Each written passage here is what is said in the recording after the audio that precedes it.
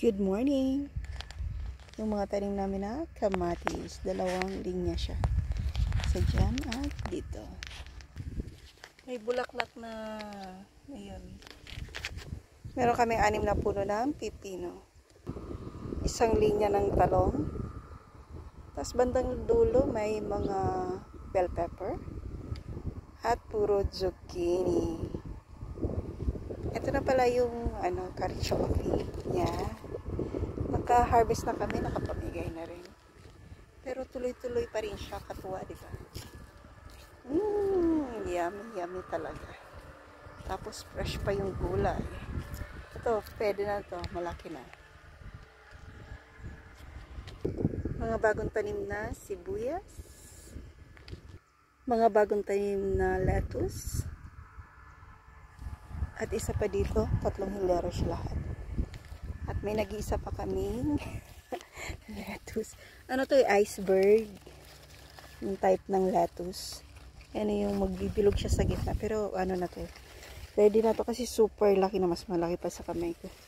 At look naman yung aming mga sibuyas. Wow. Malaki na yan. Oh, diba? Ayan, lumalabas na. Lapit na yan sila. At yung ilang puno namin ng bawang. Yung tinanim namin na bawang, ano lang eh, yung mga butil lang dun sa bahay. Yung mga nabili na bawang sa supermarket. Meron din kaming melon at watermelon.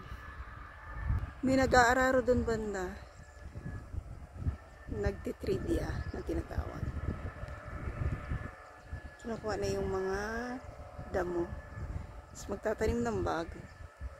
Ito nga pala yung red beet namin. Laki na.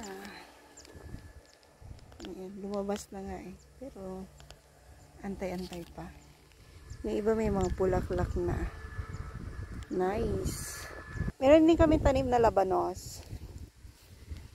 Galing sa Pilipinas. Thank you Ate Abet sa pagdala ng buto. At meron kaming chicoria. Masarap yan. Super. Mapait lang. Parang ampalaya pero dahon. And of course, mawawala ba naman ang ating asparagus? Marami yan. Sila. Yan lahat. Kailangan na yan kunin kasi magganito sila. Ganyan. Tapos magbubulaklak. Pero kagandahan lang yan, diba? Kapag nilipad yung buto, dito lang din naman mag-spread tapos tutubo din. Kunin na natin to para may gulay. Super laki.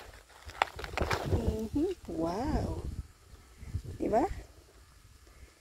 Super nice.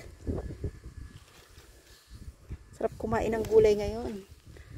Lalo na't sobrang dami. Mas marami yan pagka nagsimula na yung summer. Next month.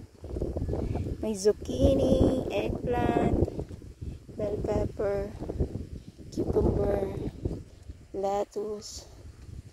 Aba, madami pang iba at marami pang iba.